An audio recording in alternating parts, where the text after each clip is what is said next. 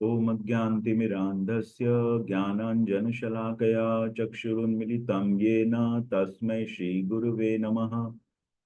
नमो विष्णुपादाय कृष्णप्रेष्ठाय भूतले श्रीमते भक्तिवेदान्त स्वामिन्निति नामिने।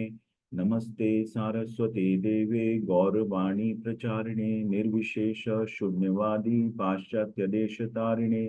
जय श्री कृष्ण चैतन्य प्रभु नित्यानंद श्री अद्वैत गदाधर शिवासादि गौर भक्तवृंद। हरे कृष्णा कृष्ण कृष्णा हरे हरे, हरे रामा राम राम हरे हरे। हरे कृष्णा, आप सभी का स्वागत है अध्याय 6 के पाठ में। अध्याय 6 आज कर्म योग हमारा खत्म होगा। 6 चैप्टर जो शुरू के हमने कहा था कर्म योग, तो आज के 6 चैप्टर हम लोग कंप्लीट करेंगे। तो छठा चैप्टर जो है वो ध्यान योग कर ऊपर है। उसके पहले हम लोगों ने कल पढ़ा, कल के चैप्टर का क्या नाम था कोई बताएंगे? क्विक रिवीजन करेंगे। कल के चैप्टर में का क्या नाम था? ज्ञान योग, कर्म ज्ञान योग। कर्म ज्ञान योग, वो तो फिफ्थ चलो। चैप्टर है, फोर्थ चैप्टर था। हाँ। थर्ड चैप्टर कर्मयोग था। सेकंड फोर्थ फोर्थ चैप्टर आपका कर्म ज्ञान योग या ज्ञान योग, दिव्य ज्ञान था। और कर्म संन्यास योग। कृष्ण भावना भावित कर्म संन्यास योग, कृष्ण भावना भावित कर्म, है ना? कृष्ण भावना भावित कर्म। तो कृष्ण भावना भावित कर्म में हम लोगों ने देखा कि अर्जुन पूछता है कि एक तरफ तो मुझे आप कहते हैं संन्यास लीजिए और एक तरफ जो है कर्म योग कहते हैं, मैं क्या करूं? तो उसको फिर भगवान ने समझाया कि कर्म योग से आप संन्यास कैसे हो सकते। नित्य सन्यासी की डेफिनेशन दी थी भगवान ने। नित्य सन्यासी कौन है, कोई बताएगा? नित्य सन्यासी है, भगवान ने 2 शब्द में कहा था कि जो ये करता है वो नित्य सन्यासी है।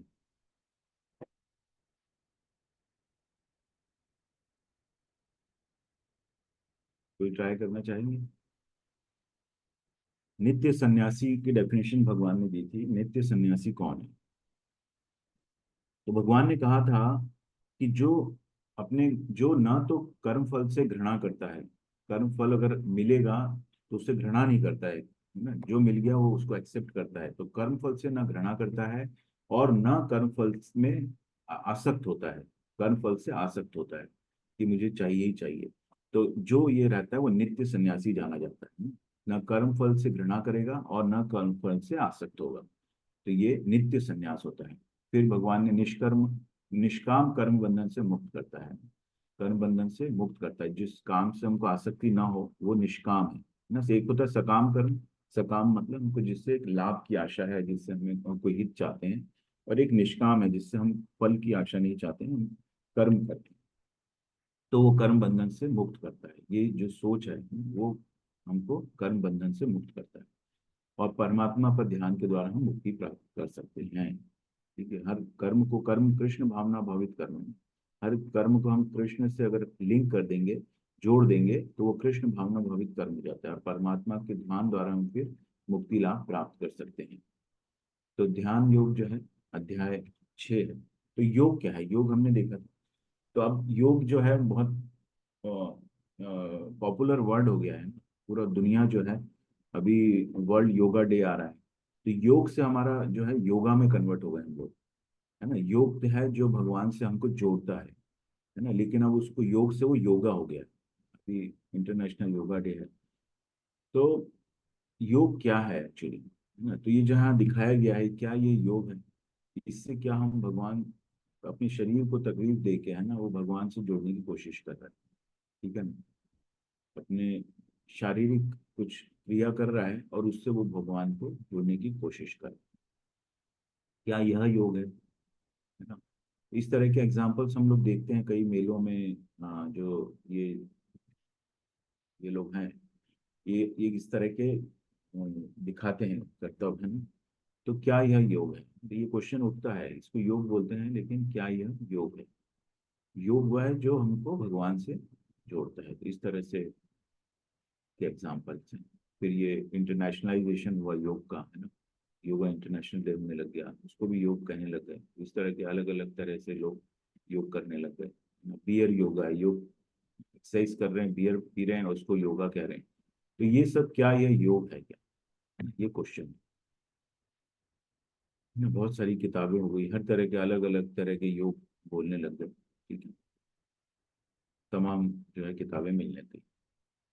तो अब भगवान बताते हैं ना, ठीक है, क्या बताते हैं ध्यान योग में।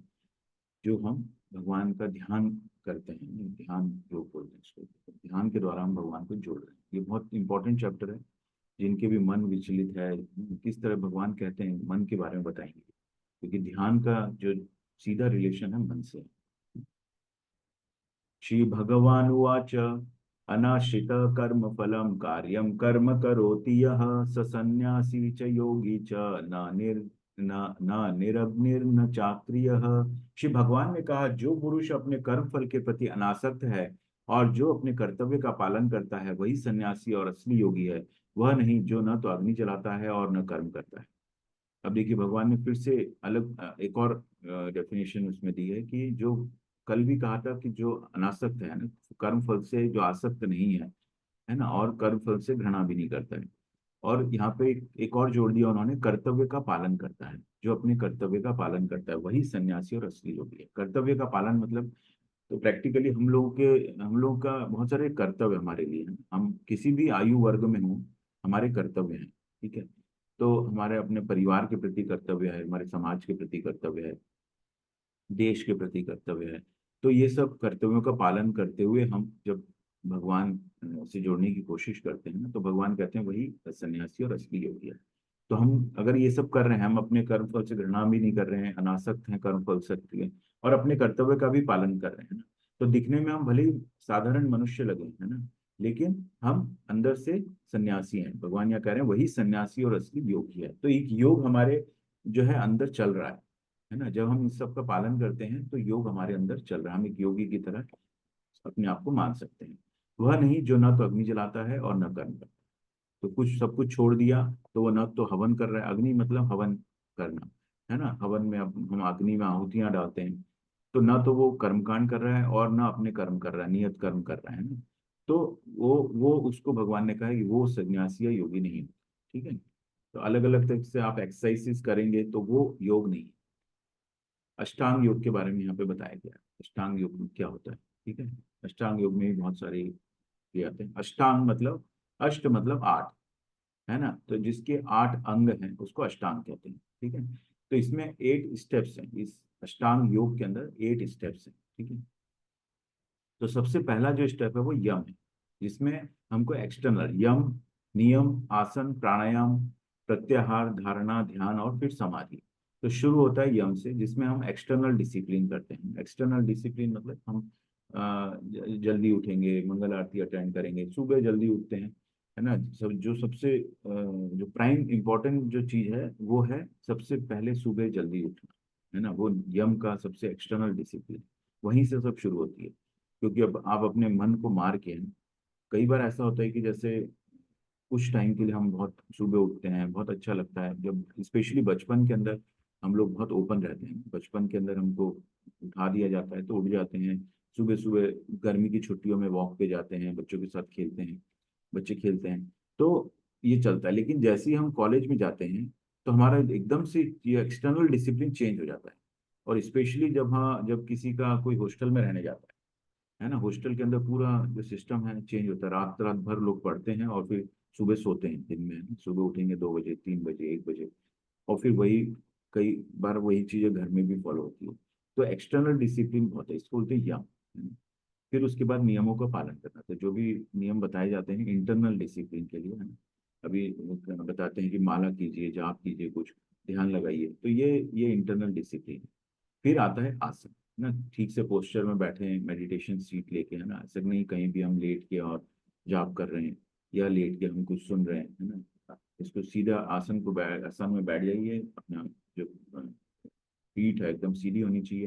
पोस्चर पोस्चर को आसन कहते हैं। ठीक है, फिर होता है प्राणायाम। प्राणायाम मतलब ब्रीथ कंट्रोल। ब्रीथ मतलब सांस की आने जाने की क्रिया से कंट्रोल करके हम ध्यान में लग रहे हैं या हम उसको योग का अभ्यास कर रहे हैं, वो सब प्राणायाम में आता है। तो अलग अलग तरह के प्राणायाम होते हैं, जिसमें आप अपने श्वास को अलग अलग तरीके से बाहर और अंदर निकालते हैं, ब्रीथ को कंट्रोल करते हैं। ठीक है, ये होता है प्राणायाम। उसके बाद आता है प्रत्याहार। प्रत्याहार मतलब विड्रॉल ऑफ सेंसेस, है ना, अपने इंद्रियों सेंसेस को विड्रॉ करते हैं। विड्रॉ इन द सेंस उसको कंट्रोल करने की कोशिश करते हैं। आपका मन भागेगा, है ना, जीवा चाहेगी कि हम ये खा लें, वो खा लें, इसको टेस्ट कर लें, है ना। तो ये सब जो सेंसेस को हम विड्रॉ करते हैं, इन सबको मन से कंट्रोल करते हैं। पहले तो मन को कंट्रोल करते हैं, मन फिर इन इंद्रियों को और सेंसेस को कंट्रोल करते हैं। ठीक है, उसके बाद आता है धारणा, कॉन्सेंट्रेट करते हैं, धारणा आता है। और उसके बाद ध्यान लगाते हैं। उसके अंदर जब हम कॉन्सेंट्रेट करके उसको फर्दर डीप जाते हैं, है ना, बहुत ध्यान लगाते हैं। ठीक है, और उसके बाद, है ना, इसके इसका प्रोसेस जो जो प्राणायाम कराते हैं वो भी बताते हैं। योग योग के अंदर ये सब बताते हैं कि कॉन्सेंट्रेट करो आप, है ना, पहले अपने श्वास पे ध्यान दो। श्वास पे ध्यान देते हैं, आंख बंद करते हैं, है ना, और कॉन्सेंट्रेट करते हैं। कॉन्सेंट्रेट कर किसी भी चीज पे कॉन्सेंट्रेट कर सकते हैं ना, कोई बहुत दूर से आवाज आ रही है उसको आप सुनने की कोशिश करते हैं। और धीरे धीरे धीरे धीरे क्या होता है कि आप, आपकी जो श्वास है बहुत, आपको पता नहीं चलता आ रही है कि जा रही है, और फिर आप उसके अंदर डीपली अब्जॉर्ब हो जाते हैं, मेडिटेटिवली अब्जॉर्ब हो जाते हैं, तो वो ध्यान लग जाता है। और फिर उस स्थिति में बहुत देर तक जब आप रहते हैं तो आप समाधि में चले जाते हैं, है ना। अपना समाधि में चले जाना मतलब आप आपका कोई शक्ति है या कुछ उससे है, आप उसमें उससे जुड़ जाते हैं, इंटीग्रेशन हो जाता है, यूनियन हो जाता है आपका। किससे हो जाता है, क्योंकि आप अपने आप को अगर आत्मा मानते हैं तो हम परमात्मा या परमेश्वर से एकाकार होने की कोशिश करते हैं, इंटीग्रेट होने की कोशिश करते हैं। तो वो स्थिति समाधि आती है। तो ये 8 स्टेप्स हैं। ठीक है, यम, नियम, आसन, प्राणायाम, प्रत्याहार, धारणा, ध्यान और समाधि। इसको हम अष्टांग योग बोलते हैं। यम, उसे एकांत जगह में अकेले रहना चाहिए और हमेशा अपने मन को नियंत्रित करना चाहिए। ठीक है, तो जब हम एक्सटर्नल डिसिप्लिन की बात कर रहे हैं तो हम अगर अकेले रहेंगे, यहाँ पे कहने का मतलब है अकेले रहना चाहिए और हमेशा मन को नियंत्रित करना चाहिए, है ना। कोई भी डिसिप्लिन हो, एक्सटर्नल हो इंटरनल हो, इसमें अपने मन को नियंत्रित करना बहुत जरूरी है, तभी आप कर पाएंगे। तो अगर आप एकांत स्थान में हैं तो अपने आप को ज्यादा डिसिप्लिन कर, नहीं तो डिस्ट्रैक्शंस बहुत होते हैं। ठीक है, अगर आप कैसी ऐसी जगह पर बैठे हैं कि जहाँ पे एकांत नहीं है तो डिस्ट्रैक्शन बहुत होंगे, तो आप मन को नियंत्रित नहीं कर पाएंगे। फिर नियम है, खाने, सोने, काम करने और मनोरंजन करने की उसकी आदतों में समशीतोष्ण, समतीक्ष्ण, तो उसको कंट्रोल करना है ना। खाना, सोना, काम करना और मनोरंजन, इन सबको कंट्रोल वे में होना चाहिए कि आपका फिक्स होना चाहिए। मनोरंजन मतलब आप टीवी देख रहे हैं तो टीवी का टाइम आप फिक्स कर लीजिए। ठीक है, कि मैं ये आधा घंटा देखूंगा या कोई एक एपिसोड देखूंगा, है ना। लोग घंटों एपिसोड्स पे एपिसोड्स देखते रहते हैं आजकल तो। ऐसा हो गया है कि लोग जब तक वो पूरा पूरा वो खत्म नहीं होता तब तक वो एपिसोड चलता है, भले ही रात हो जाए। तो इस तरह से हमको अपने आदतों को कंट्रोल करना है। खाना है, कम खाना है, ना कम खाना है ना ज्यादा खाना है। सोना है, अपने को प्रॉपर सोना है। सोने के लिए स्पेशली आप देखिए कि जल्दी आप सो जाएंगे तो उतना अच्छा है। जल्दी इन द सेंस 10 बजे तक आप सो जाएंगे, तो ऐसा बोलते हैं कि 9 से 12 का जो समय होता है उसमें जो सोता है वो आपके जो है डबल डबल जो नींद को डबल नींद उसमें आपको मिलती है। मतलब अगर आप 3 घंटे सोए हैं तो वो 6 घंटे के बराबर होता है, डबल समय के बराबर होता है वो। तो इसलिए जितना जल्दी सोएंगे, मान लीजिए 10 बजे सोते हैं तो 10 से 12 आपको सोएंगे तो 2 घंटा हो गया, उसका डबल कर लीजिए तो ये 4 घंटे के बराबर होता है। ठीक है, और फिर आगे के 4 घंटे, 4 बजे तक आप सो लीजिए तो आपका 8 घंटे हो जाएगा, और 4 बजे आप उठ जाइए। तो इस तरह से अपने को धीरे धीरे धीरे करके आप अपनी आदतों को आप कंट्रोल कर सकते हैं। इसको बोलते हैं नियम, है ना। फिर होता है आसन। जमीन पर कुशा बिछाएं, फिर इसे एक हिरण के खाल से कवर करें। आसन न तो बहुत ऊंचा होना चाहिए और न ही नीचा होना चाहिए, और पवित्र स्थान पर स्थित होना चाहिए। किसी व्यक्ति के शरीर, गर्दन और सिर को एक सीध में रखना चाहिए और नाक की नोक पर लगातार घूरना चाहिए। इस प्रकार एक अनगढ़ दबे हुए मन से, भय से रहित, पूरी तरह से यौन जीवन से मुक्त किसी को भी मेरा ध्यान करना चाहिए।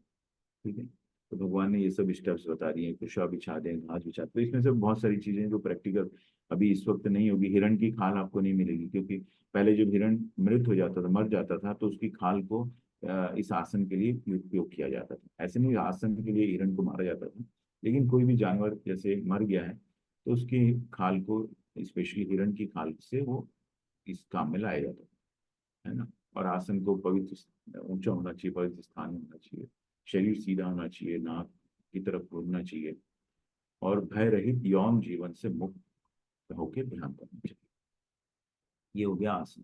फिर होता है प्राणायाम। आने और जाने वाली श्वास की गति में रोकने का अभ्यास करें और इस प्रकार अंतिम रूप से ट्रांस में रहें।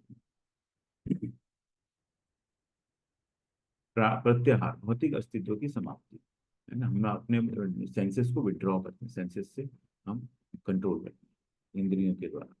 धारणा, उसकी मानसिक गतिविधियों को अनुशासित करता है और पारलौकिक स्थित हो जाती है। सभी भौतिक इच्छाओं से रहित उससे योग प्राप्त करने के लिए कहा जाता है। तो धारणा मतलब कॉन्सेंट्रेट करना, पारलौकिक है ना, दिव्य ट्रांसेंडेंटल स्टेट में हम पहुंच जाते हैं अनुशासित करके। और ध्यान मतलब जैसे पवन रहित स्थान पर दीपक टिकता है, उसी तरह पारलौकिक व्यक्ति जिसका मन नियंत्रित रहता है वो अपने ध्यान में हमेशा स्थिर रहता है ना। स्पेशली मन होना चाहिए। तो जैसे दिया जो होता है, इसको आप जहाँ पे हवा आती जाती नहीं, मतलब वैक्यूम है, वहाँ पे दिए की रोशनी जो लौ है वो एकदम से स्थिर रहती है। तो उस तरह मन को स्थिर होना चाहिए ध्यान के द्वारा। तो ये सब जो है समाधि। उसके बाद सबसे बड़ी कठिनाई के बीच भी स्थिर रहता है, यह वास्तव में भौतिक संपत्ति से और सभी दुखों से वास्तविक से। तो उसको अब जो एक्सटर्नल इन्वायरमेंट से वो पूरी तरह बाहर आ गया, डीप मेडिटेशन में चला गया, और फिर उसके बाद वो समाधि में चला गया। ठीक है ना। तो ये पूरा स्थिर रहता है उसमें। ठीक है? यह वास्तव में भौतिक संपर्क से तथा सभी दुखों से वास्तविक स्वतंत्रता है। तो ये अष्टांग योग है। क्या आप इस योग प्रणाली को अपनाने के लिए तैयार हैं? है ना। तो ये अष्टांग योग बता दिया, लेकिन ये ये ये जो है इस युग में हम लोग क्या इस अष्टांग पद्धति को तैयार हैं? तो देखते हैं क्या क्या कहते हैं, अर्जुन क्या कहते हैं। चंचलम ही मन कृष्ण प्रमाथि बल दृढ़म तस्याहं निग्रहं मन्ये वायोरिव सुदुष्करम। हे कृष्ण, चूंकि मन चंचल, अस्थिर, उच्छृंखल, हठीला तथा अत्यंत बलवान है, अतः मुझे इसे वश में करना वायु को वश में करने से भी अधिक कठिन लगता है। अर्जुन कह रहे हैं ये, है ना। 5000 साल पहले अर्जुन ने कहा कि मुझे इसे वश में करना वायु को वश में करने से भी अधिक कठिन लगता है। क्यों? क्योंकि ये बहुत चंचल है, उच्छृंखल है, हठीला है और बलवान है। ऐसा बोलते हैं भगवान। मन जो है वो ये बंदर की तरह है। बंदर को आपने देखा होगा, वो स्थिर नहीं रह सकता है। बंदर कभी इधर उछलेगा, कभी उधर उछलेगा। तो ये जो मन है हमारा, ये भी एक बंदर की तरह है ना। बहुत चंचल है, हठीला है और बहुत बलवान है। बलवान क्यों है? बलवान क्यों है? क्योंकि ये सब इंद्रियों को कंट्रोल करता है। जो हमने रथ देखा था, इसमें बुद्धि मन को कंट्रोल करती है, मन जो है इंद्रियों को कंट्रोल करता है। लेकिन मन इतना बलवान है कि वो बुद्धि को भी कंट्रोल कर लेता है, बुद्धि को ओवर पावर कर लेता है ना। और जो चाहे वो शरीर से कराता है इंद्रियों को। ठीक है, इंद्रियों के थ्रू वो करवाता है और इंद्रिय भोग करता है। तो इसलिए मन को बहुत बलवान बताया गया, हटीला और बल हटीला भी है।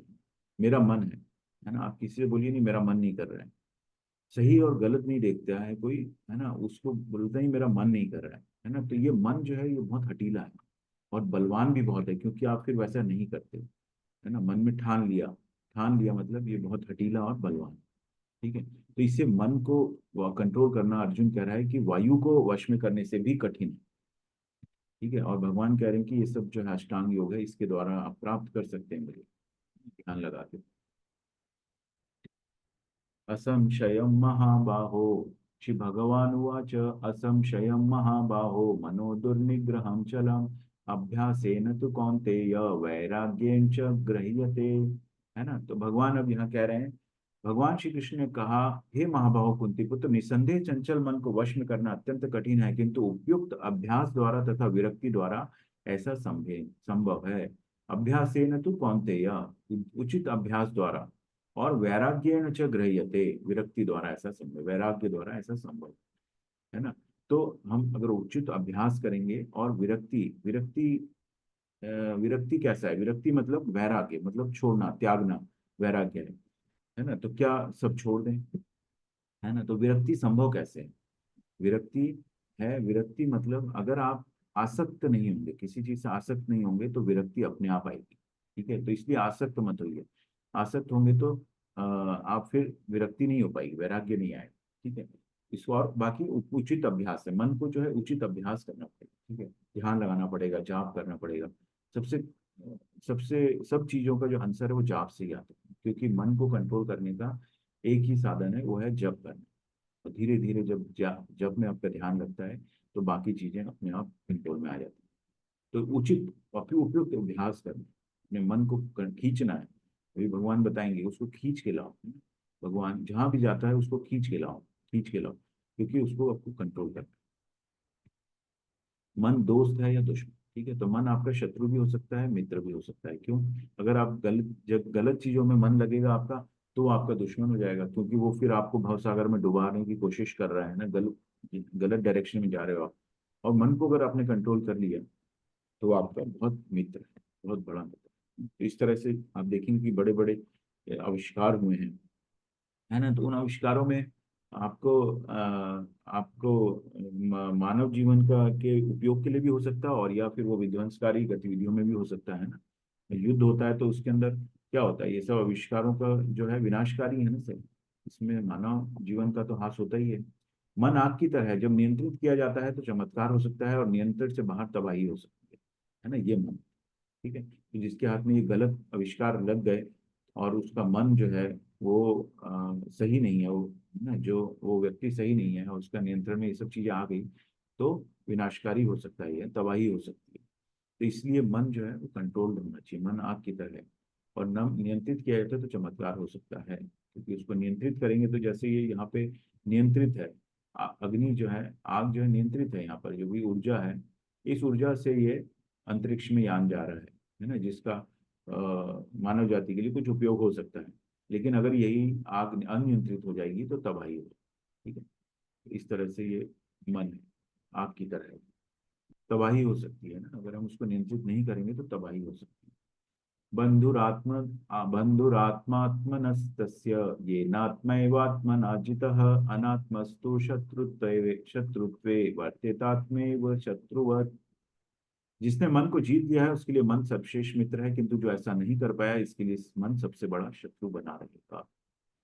तो आप देखेंगे हमारे जो प्रैक्टिकल लाइफ में भी, कि कोई अगर संयमित मन से कोई कुछ करना चाहता है ना, अगर उसको मान लीजिए कोई एग्जाम दे रहा है, तो एग्जाम की पढ़ाई मन लगा के कर रहा है, बोलते हैं ना मन लगाओ पढ़ाई में, मन लगाओ, है ना। माँ बाप बार बार बच्चों को बोलते हैं पढ़ाई में मन लगाओ, मन ही नहीं लगता है। टीचर्स टीचर्स बच्चों के पीटीएम में जाओ तो इस बोलते हैं बच्चे इसका तो मन ही नहीं लगता है, ये कर सकता है, इसमें काबिलियत है, लेकिन इसका मन नहीं लगता है ना। तो हर चीज जो है मन से रिलेटेड है, तो इसीलिए मन को जब जीत लेते हैं तो मन हमारा मित्र हो जाता है, अदरवाइज वो फिर गलत डायरेक्शन में चले जाए। अर्जुन ने कहा, हे कृष्ण, उस असफल योगी की गति क्या है जो प्रारंभ में श्रद्धा पूर्वक आत्म साक्षात्कार की विधि ग्रहण करता है, किंतु बाद में भौतिकता के कारण उससे विचलित हो जाता है और योग सिद्धि को प्राप्त नहीं कर पाता।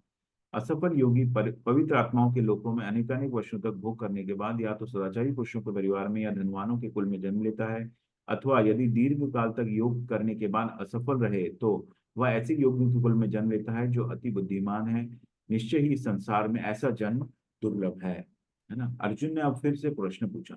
आप देखेंगे ये चैप्टर में भगवान शुरू में अपने आप ही बताने लग गए, कंटिन्यूएशन में जो कर्म योग चल रहा था उसी में वो फिर ध्यान योग में आ गए, है ना, अष्टांग योग और ये सब आगे बताया उन्होंने, है ना। अब अर्जुन फिर पूछ रहा है कि उस असफल योगी की गति क्या है जो प्रारंभ में श्रद्धा पूर्वक आत्म साक्षात्कार की विधि ग्रहण करता है, किंतु बाद में भौतिकता के कारण उससे विचलित। तो ऐसी स्थिति आती है सभी की, है ना। आप भक्ति में भक्ति में भक्ति में, और फिर बीच में से कोई भूचाल आया और आप वो भक्ति से निकल गए और फिर अपनी माया में चले गए।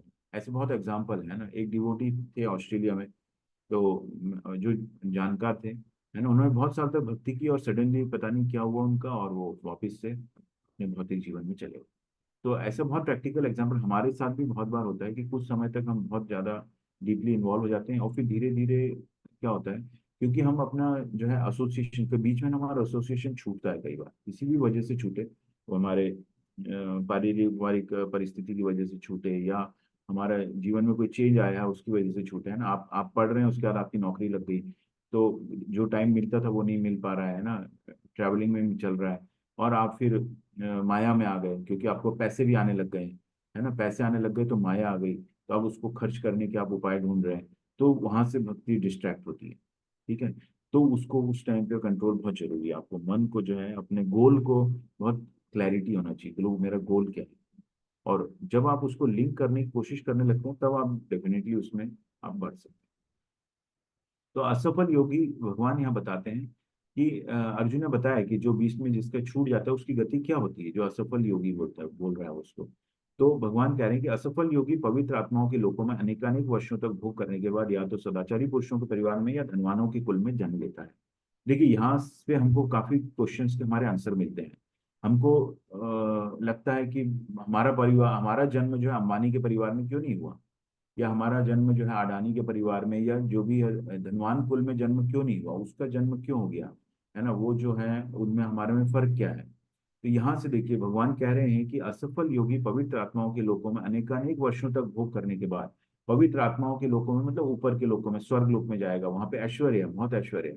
तो आपने के कर्मों के हिसाब से आपने ऐश्वर्यों का भोग किया, जैसे ही वो कर्म फल समाप्त हुए आप वापस धरती पर आ जाओगे, है ना, मुक्ति नहीं मिलेगी आपको, है ना, क्योंकि आपका बीच में छूट गया है। और भोग करने के बाद या तो वो सदाचारी पुरुषों के परिवार में जन्म लेगा, है ना, सदाचारी पुरुषों में जहाँ से वो भक्ति फिर से शुरू कर पाएगा, और या फिर धनवानों के कुल में जाएगा। धनवानों के कुल में जन्म क्यों लेगा वो, क्योंकि उसको सुविधाएं मिलेगी,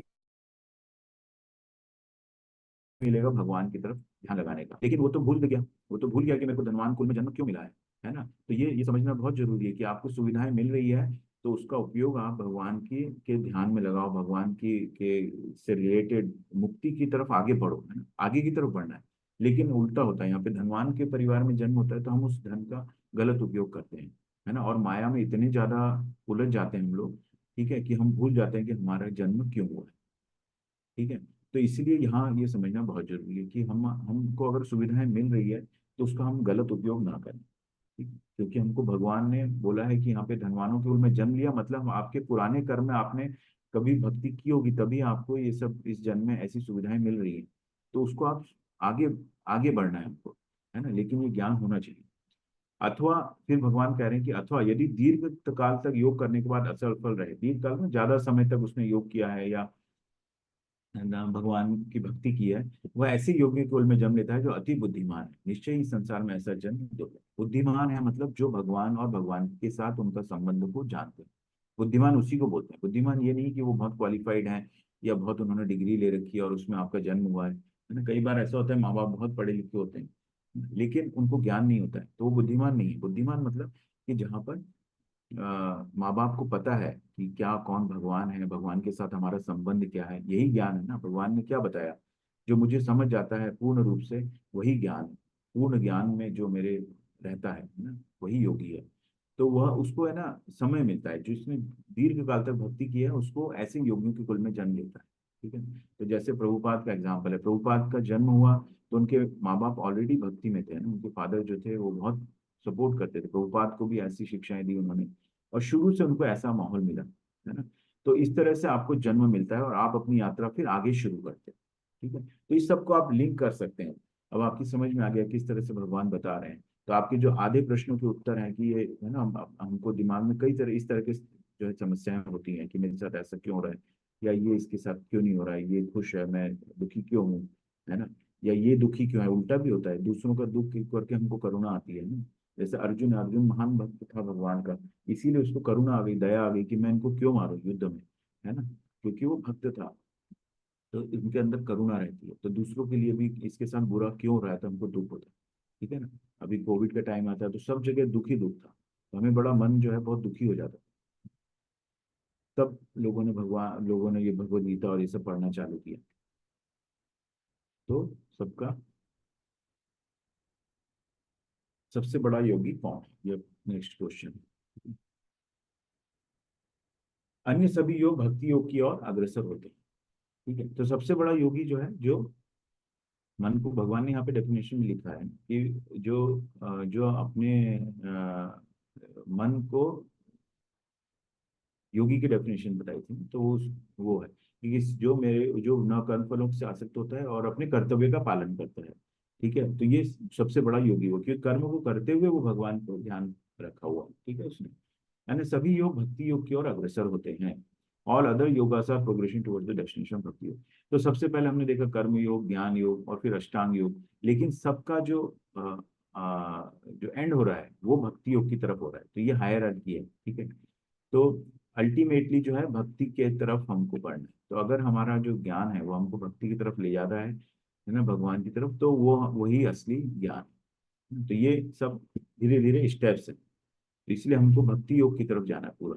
तो अब आप भक्ति योग के ना भगवान आप देखिए 6 चैप्टर्स अभी कर्म योग के ऊपर, इधर अलग अलग तरह के कर्म बता रहे हैं, है ना। फिर भगवान धीरे से अष्टांग योग में उसको ले आए, ध्यान में मन को कंट्रोल करना बता दिया। और अब वो जो है धीरे धीरे वो भक्ति योग की तरफ वो एंड हो रही है, जो कर्म योग है धीरे धीरे भक्ति योग की तरफ एंड हो रहा है। फिर अगला जो 6 चैप्टर्स हैं वो पूरे भक्ति योग के ऊपर ही है।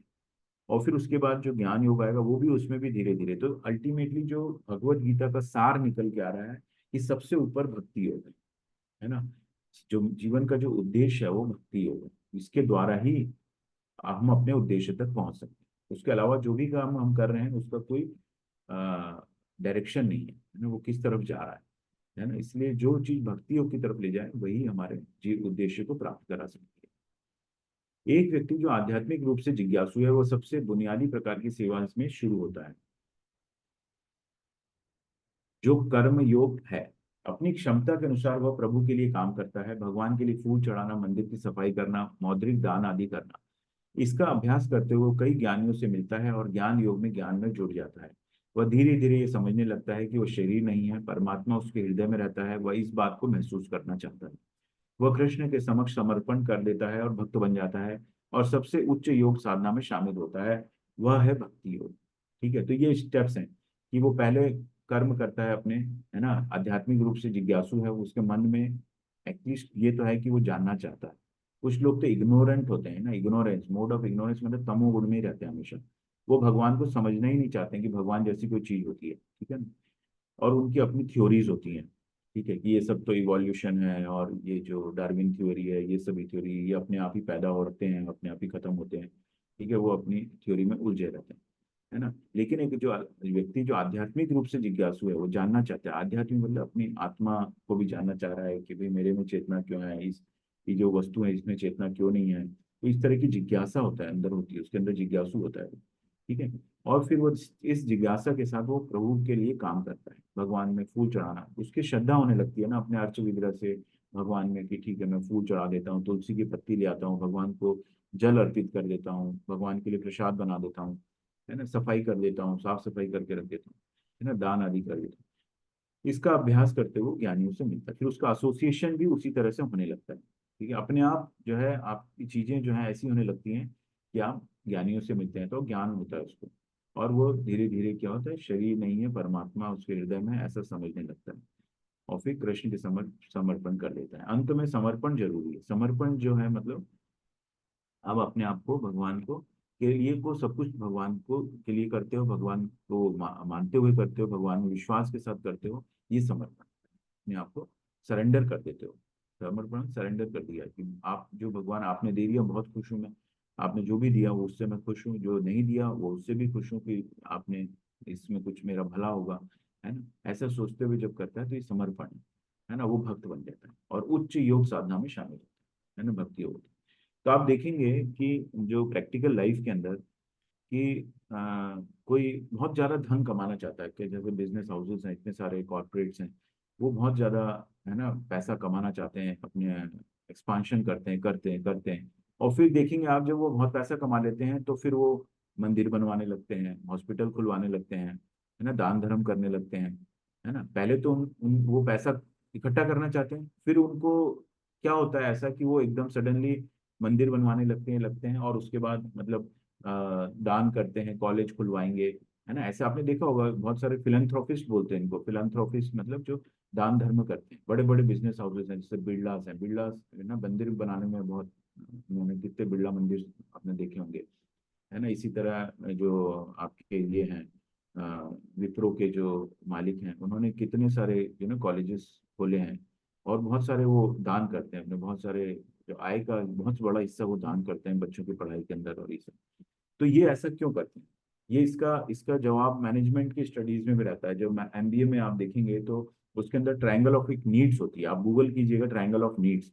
तो वो उसके अंदर जैसे जैसे वो ऊपर बढ़ता रहता है, नीचे तो सबसे नीचे जो लेवल होता है वो आपके भौतिक जो चीजें होती है ना, रोटी कपड़ा और मकान, वो उसकी नीड होती है। जब उसकी वो नीड पूरी हो जाती है तो फिर वो ऊपर जाता है। वो उसको फिर रिकॉग्निशन चाहिए, मतलब उसको समाज में एक सम्मान चाहिए, है ना। तो अच्छा घर बनाएगा, बड़ी गाड़ी लेगा, और वो समाज में सम्मान की आशा रखता है लोग, क्योंकि ऐसी लोगों को लोग सम्मानित करते हैं जो उनको दिखता है। और फिर धीरे धीरे वो उसको लगता है कि यार इसमें कुछ मजा नहीं आ रहा है। फिर वो जो है सबसे ऊपर आता है सेल्फ रियलाइजेशन, आत्म साक्षात्कार। फिर वो अपने आप को जानने की कोशिश करता है। इतना समय बीतने के बाद जो है, ठीक है, तो आपको कहीं भी खुशी नहीं मिल रही है बीच में।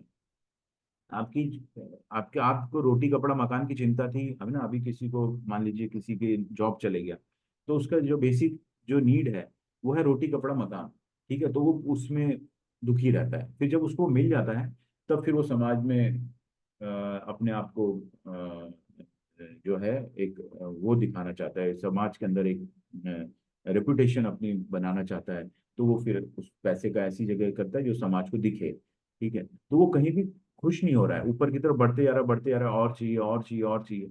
और फिर बाद में उसको पता चलता है कि नहीं, मुझे आत्मा का साक्षात्कार करना है। आत्म साक्षात्कार मतलब अपने अंदर देखना है अब, है ना। बाहर तो बहुत कुछ हो गया, तो एक्चुअल जो सुख है वो अंदर है, जो इस प्रेम को हम ढूंढ रहे हैं ना। तो जब हम भगवान, हम एक्चुअली प्रेम को ढूंढ रहे हैं ना, जैसा मैंने पहले भी बताया था कि जब तक हम भगवान से प्रेम नहीं कर लेंगे हमें अंतर सुख नहीं मिल पाएगा, ठीक है। तो उसी को करिए, वो जब हम वो करने लगते हैं तो हमको बाहर बाहर की जो भौतिक चीजें हैं उससे हमको फर्क नहीं पड़ता, है ना। तो इसलिए ये सब जो भक्ति योग इसीलिए जो है सबसे महत्वपूर्ण बताया गया है, क्योंकि ये हमको भगवान के प्रेम तक ले जा रहा है। भगवान से हमको भगवान में आसक्त हो जाएंगे, है ना। जब हमको भगवान से आसक्ति हो जाएगी तब हमारे जो जीवन में सुख का अनुभव होगा, तो अंतरात्मा जो आत्म साक्षात्कार होगा, ठीक है। तो ये प्रैक्टिकली जो है इसको समझना हमको बहुत जरूरी है। भक्ति योग को बुद्धि योग भी कहा जाता है, क्योंकि ये सभी योगों में सबसे चतुर है, क्योंकि अन्य योगों की सीमाएं उसके कोई भी नहीं है, ठीक है। उसके कोई भी नहीं, सीमाएं नहीं, ठीक है। तो इसको चतुर कहा गया है, क्यों? क्योंकि यह बुद्धिमानी है। बुद्धिमानी मतलब इंटेलिजेंस, आप समझ पा रहे हैं कि हमारे जीवन का उद्देश्य क्या है, इसीलिए। और भक्ति योग ही इंपॉर्टेंट है। योगी नाम अपि सर्वेशा मद्गतेनांतरात्मना श्रद्धावान भजते यो माम स मे युक्त तमो मतः। और समस्त योगियों में से जो योगी अत्यंत श्रद्धा पूर्वक मेरे परायण है, अपने अंतःकरण में मेरे विषय में सोचता है, मेरी दिव्य प्रेमा भक्ति करता है, वह योग में मुझसे परम अंतरंग रूप में युक्त रहता है और सबों में सर्वोच्च है, यही मेरा मत है ना।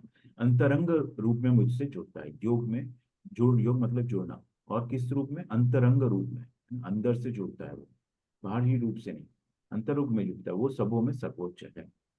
श्रद्धा पूर्वक मेरे प्राण मेरे अंत अपने अंतःकरण मेरे विषय में सोचता है ना, श्रद्धा पूर्वक है।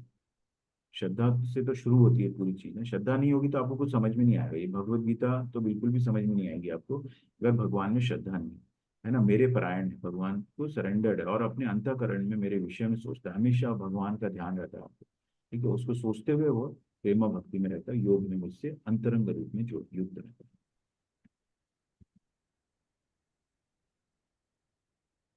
भक्ति योग समस्त योगों की परिणति है। अन्य योग तो भक्ति योग में भक्ति तक पहुंचने के साधन मात्र हैं। योग का वास्तविक अर्थ भक्ति योग है। अन्य सारे योग भक्ति योग रूपी गंतव्य की दिशा में अग्रसर होते हैं। कर्म योग से लेकर भक्ति योग तक का लंबा रास्ता आत्म साक्षात्कार तक जाता है ना? आत्म साक्षात्कार मतलब सेल्फ रियलाइजेशन। तो जब भी आप देखेंगे तो किसी का भी गोल है वो सेल्फ रियलाइजेशन होता है, ठीक है। निष्काम कर्मयोग इस रास्ते मार्ग का आरंभ है। तो ये पहला स्टेप है, ठीक है। तो आप कोशिश कीजिए इसको, है ना, अपने अभ्यास में लाइए। अभ्यास, भगवान ने कहा अभ्यास से और विरक्ति से ये संभव है ना, मन को कंट्रोल करना। तो निष्काम कर्म योग इसका आरंभ है। तो हमको क्या, निष्काम मतलब हमको कर्म के फलों से आसक्त नहीं होना है, ठीक है। ये निष्काम कर्म, ये पहली स्टेप हम अगर ले लेंगे तो आगे का रास्ता हमको आसान हो जाएगा। हम सुख का अनुभव करने लग जाएंगे। जैसे ही हमने फल, कर्म फल से अनासक्त हुए, हम हमारे सुख का अनुभव में चालू हो जाएगा, ठीक है। और बाकी सब योग जो है भक्ति योग तक पहुंचने के साधन है। कोई विरला भाग्यशाली ही वैदिक विधान के अनुसार भक्ति योग के पद को स्वीकार करके कृष्ण भावना भावित हो पाता है। आदर्श योगी श्याम सुंदर कृष्ण पर अपना ध्यान एकाग्र करता है। उनके अंगों को प्रदीप्त करने वाली उनकी ज्योति ब्रह्म ज्योति कहलाती है। वे राम, नरसिंह, वराह तथा श्री भगवान कृष्ण जैसे विभिन्न रूपों में अवतरित हैं। वे सामान्य व्यक्ति की भांति माता यशोदा में पुत्र रूप में जन्म ग्रहण करते हैं और कृष्ण, गोविंद तथा वासुदेव देव के नाम से जाने जाते हैं। वे पूर्ण बालक, पूर्ण पति, पूर्ण सखा तथा पूर्ण स्वामी हैं और वे समस्त ऐश्वर्यों तथा दिव्य गुणों से ओतप्रोत हैं। जो श्री भगवान के इन गुणों से पूर्णतया अभिज्ञ रहता है वह सर्वोच्च योगी कहलाता है। योगी की यह सर्वोच्च दशा केवल भक्ति योग से ही प्राप्त की जा सकती है, जिसकी पुष्टि वैदिक साहित्य से होती है ना, जिसकी पुष्टि वैदिक साहित्य से होती है। वेदों में भी यही लिखा हुआ है कि भक्ति योगी, ब्रह्मा जी खुद कह रहे हैं, गोविंदम आदि पुरुषम तम हम भजा। गोविंद ही आदि पुरुष है, मैं उनको प्रणाम करता हूँ। ठीक है। तो ये भक्ति योगी जो है सर्वोच्च योग है। ठीक है, भक्ति योग सबसे ऊपर है। ठीक है। और अन्य सारे योग भक्ति योग रूपी गंतव्य की दिशा में अग्रसर हो। तो धीरे धीरे धीरे धीरे और भगवान के ऊपर हम ध्यान लगाते हैं तो किसी भी रूप में हम भगवान के ऊपर ध्यान लगा सकते हैं। उनका श्याम सुंदर रूप है ना, उसके ऊपर हम एकाग्र करते हैं। तो जब आप अर्च विग्रह को देखते हैं तो आपके अंदर अट्रैक्शन होता है। भगवान जो है सबसे ज्यादा आकर्षित है, सबको आकर्षित करते हैं। भगवान जो है आकर्षित करते हैं। तो जब उनके विग्रह को आप देखते हैं तो आपका मन जो है अपने आप ही आपको अंदर से फीलिंग आएगी, आपको अट्रैक्शन आता है भगवान से। ठीक है। तो ये मतलब उनके विग्रह को देख के ही अनुभव आप कर सकते हैं और भगवान के अलग अलग रूपों में हम उनको पा सकते हैं। जैसे राम भगवान है, नरसिंह है, वराह, ये सब भगवान के रूप हैं। अलग अलग रूप में अवतरित हुए हैं वो, और उनमें बाकी सब भगवान के अंश हैं। जो भी देवता हैं उनको देखते हैं, उनको हम वो सब भगवान के अंश हैं। और ब्रह्म ज्योति कहलाती है उनकी जो ज्योति है। ब्रह्म मतलब उनका शरीर दिव्य है, दिव्य शरीर है, आध्यात्मिक शरीर है उनका, है ना। और उससे जो रोशनी निकलती है वो ब्रह्म ज्योति है। तो जो अ, योगी होता है वो पहले ब्रह्म ज्योति तक पहुंचता है, फिर और डीप में जाता है तो परमात्मा रूप में तीन तरह से अनुभूति हमने देखी थी। भगवान की तीन तरह से अनुभूति होती है।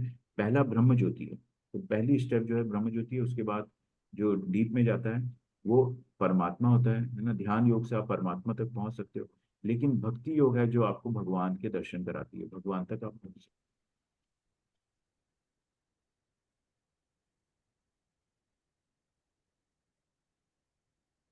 है ना। तो योग क्या है? ये एक स्पिरिचुअल प्रैक्टिस है, आध्यात्मिक अभ्यास है ना। तो योग, ये सब जो हमने पढ़ा है इसका हम धीरे धीरे अभ्यास करते हैं तो ये एक आध्यात्मिक अभ्यास हो जाता है, इसको हम योग बोलते हैं। सतयुग में भगवान विष्णु का ध्यान करें, मेडिटेशन ऑन लॉर्ड। तो सतयुग और अलग अलग युगों में किस तरह से भक्ति होती थी वो देखिए।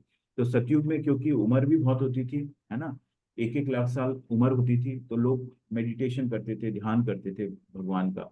फिर त्रेता युग में जो है लोगों ने सेक्रीफाइसेस चालू किए, है ना।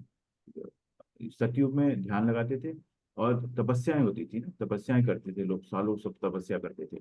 फिर त्रेता युग आया तो धीरे धीरे डिग्रेडेशन होते आ रहा, देखिए ना, नीचे नीचे।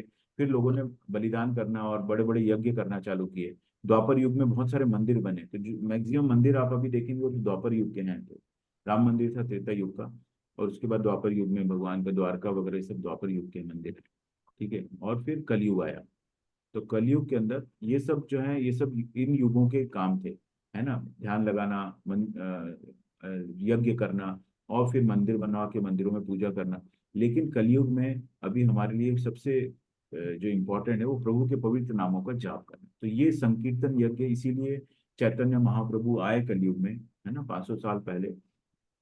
और उन्होंने मायापुर नवदीप धाम में अवतरित हुए वो, और वहां से ये संकीर्तन यज्ञ चालू किया कि कलयुग में ये सब पॉसिबल नहीं है। ना तो वो यज्ञ कर सकते हैं, है ना, मंदिर बनवाने में इतनी तकलीफ होती है हमको, है ना। तो इसीलिए ये सब पॉसिबल नहीं है कलयुग के अंदर। तो इसीलिए कलयुग के लिए सिर्फ संकीर्तन और सिर्फ संकीर्तन यज्ञ है ना? हरे नाम हरे नाम एव केवलम, कलेव नास्तेव कलेव नास्तेव गतिर अन्यथा। और कोई गति और कोई वो नहीं, रास्ता नहीं। और ये शास्त्र संदर्भ है, शास्त्रों में लिखा गया कलयुग में लोगों को केवल परमेश्वर के पवित्र नामों का जाप करना चाहिए। ठीक है। क्योंकि यज्ञ करने के लिए ना तो आपको सामग्री मिलेगी, घी लेने जाएंगे तो आधे घी तो में मिलावट होती है, शुद्ध घी नहीं मिलेगा, शुद्ध सामग्री नहीं मिलेगी, मंत्रों का शुद्ध उच्चारण नहीं कर सकते तो यज्ञ नहीं कर सकते। तो इसीलिए ये संकीर्तन यज्ञ बोला गया, क्योंकि शास्त्र संदर्भ है।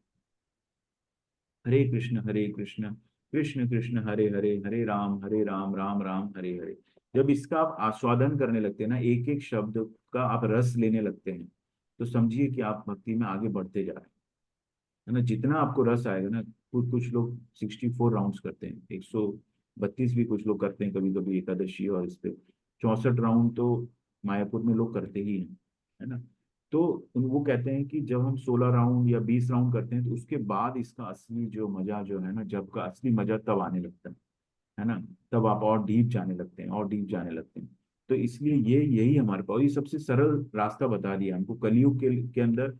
सबसे सरल रास्ता है कलयुग में, बहुत सारी चीजें डिस्ट्रैक्ट करने वाली भी है, लेकिन रास्ता भी बहुत सरल बता दिया है कि यही एक रास्ता है इससे बाहर निकलने का, ना, जिसको बोलते हैं संकीर्तन। जब हम ध्यान लगाते हैं तो जब करते हैं अकेले बैठ के, इसी को हम जब सबके साथ मिलके करते हैं तो ये संकीर्तन हो जाता है, संकीर्तन यज्ञ हो जाता है। या आप अपने घर में करा सकते हैं, इस्कॉन टेम्पल आसपास है तो उनको जाके बोल दीजिए हमको संकीर्तन करना है, तो 2-3 भक्त आते हैं, सब लोग मिलके भक्त करते हैं, प्रसाद चढ़ाइए, है ना। जब के लिए प्रभु प्रभु के पवित्र नाम है, तो शास्त्र संदर्भ है ना, इसमें कहा गया सब। मेरे प्यारे राजा, हालांकि कलयुग दोषों से भरा है, फिर भी इस युग के बारे में एक अच्छी गुणवत्ता है, यह है कि हरे मंत्र का जाप करने से व्यक्ति भौतिक बंधन से मुक्त हो सकता है और आध्यात्मिक लोक में पदोन्नत हो सकता है ना। तो मेरे प्रिय राजा मतलब ये सुखदेव गोस्वामी उनको सुना रहे हैं, भागवतम के अंदर दिया हुआ है ये 12.3.51 में। तो भागवतम क्या है, भागवतम जो है सुखदेव मुनि परीक्षित महाराज को सुना रहे हैं। तो परीक्षित महाराज उस वक्त राजा थे, इसीलिए उसमें कई जगह पे प्रिय राजा आता है, मेरे प्यारे राजा, है ना। तो उनको ये बता रहे हैं कि ये अच्छी है ना, क्योंकि जो परीक्षित महाराज थे उनको तो 7 दिन का समय मिला था सिर्फ, है ना। उनको शाप हुआ, उनसे गलती हुई, और उनको शाप मिला कि 7 दिन में तुम सांप के काटने से मर जाओगे। ब्राह्मण के बेटे ने शाप दिया क्योंकि उसके पिता के साथ उन्होंने अभद्र कुछ व्यवहार कर दिया था, है ना? सांप उनके गले में डाल दिया था। जंगल में थे, जंगल में गए थे परीक्षित महाराज, उनको प्यास लगी। वो तो एक तपस्या में बैठे हुए थे मुनि, तो उनको उन्होंने पानी मांगा तो उसने सुना नहीं। अब ये राजा थे तो उनको अहंकार आ गया, वहां पर एक सांप, मृत सांप पड़ा हुआ था, वो उन्होंने फेंका, वो उनके गले में लगा। और फिर बाद में उनका उस ब्राह्मण का बेटा आया तो उसको उसको क्रोध आ गया, और उन्होंने उसको शाप दिया राजा को कि तुम इस सर्प के काटने से तुम्हारी मृत्यु हो जाएगी 7 दिन के अंदर। तब उन्होंने कहा कि 7 दिन में मैं क्या करूं, तो उन्होंने राज्य वगैरह सब छोड़ के, और कि इस ड्यूरेशन में आप सिर्फ भगवान के नाम और उनकी लीलाओं को का श्रवण करो। और इस तरह हमें ये भागवतम मिली। तो 7 दिन बिना रोक टोक के, ये 7 दिन में भागवतम जो 18,000 श्लोक पढ़े गए, ये परीक्षित महाराज को उन्होंने सुना। तो इसलिए ये शास्त्र संदर्भ है। यज्ञानाम जप यज्ञोस्मि, समस्त यज्ञ में पवित्र नाम का कीर्तन जप है, वो गीता में कहा गया है, भगवान कह रहे हैं। तो क्या क्या करना चाहिए, डूज फॉर चैंटिंग द महामंत्र, हरे कृष्ण महामंत्र का जप शुरू करने से पहले पंच तत्व मंत्र का जाप करें, है ना। जय श्री कृष्ण चैतन्य प्रभु नित्यानंद श्री अद्वैत गदाधर शिवासादि गौरव भक्तवृंद। तो ये पीपीटी का आपको पीडीएफ मिलेगा, उसमें से ये मंत्र नोट कर लें और उसके बाद जाप करें। थोड़ा जोर से जपें, मंत्र सुनने के लिए पर्याप्त हो, मतलब इतना जम जम से नहीं बोलना है कि दूसरों को हम परेशानी करें या दूसरों को उससे इरिटेट हों। उनको अच्छा लगता है तो सुनाइए, लेकिन इतना करिए कि आप सुन पाए, कान से सुनिए, मुंह से बोलिए, ठीक है। और उसको ध्यान लगाइए उसके ऊपर, और धीरे धीरे आपका मन कंट्रोल होने लगे। प्रत्येक नाम का अलग अलग उच्चारण करें, है ना। हरे कृष्ण कृष्ण कृष्ण हरे हरे, हरे राम राम राम हरे हरे। कई लोग बहुत तेज बोलने के उसमें एक आध वर्ड छोड़ देते हैं, है ना, तो वो ध्यान रखिए, वो त्रुटि हो जाएगी। तो आप एक एक शब्द को का आनंद लेते हुए उसको करिए, और बहुत धीरे भी नहीं होना चाहिए, एक नॉर्मल स्पीड से। अभी हम लोग चालू करेंगे, एक एक राउंड चालू करेंगे, तो उससे आपका प्रैक्टिस होगा, तो उसमें आपको स्पीड अपनी आप चेक कर सकते हैं। डूज फॉर चैंटिंग में सम्मान भक्ति और एकाग्रता के साथ जप करें, सम्मान के साथ करें कि ये एक ऐसे कोई काम है, कर्म कांड है ऐसा समझ के ना करें। ये भक्ति कर रहे हैं भगवान से, हम बार बार अनुरोध कर रहे हैं कि भगवान आप please engage me in your devotional service, मुझे आप भक्ति सेवा में लगाएं। ये हम कर रहे हैं, भगवान को अनुरोध कर रहे हैं महामंत्र से, और एकाग्रता से करना है। वाञ्छाकल्पतरुभ्यश्च कृपा सिन्धुभ्य एव च पतितानां पावनेभ्यः वैष्णवेभ्यो नमो नमः। अनंत कोटि वैष्णव वृंद की जय, शिव प्रभुपाद की जय, उपस्थित भक्त जनों की जय। हरे कृष्ण।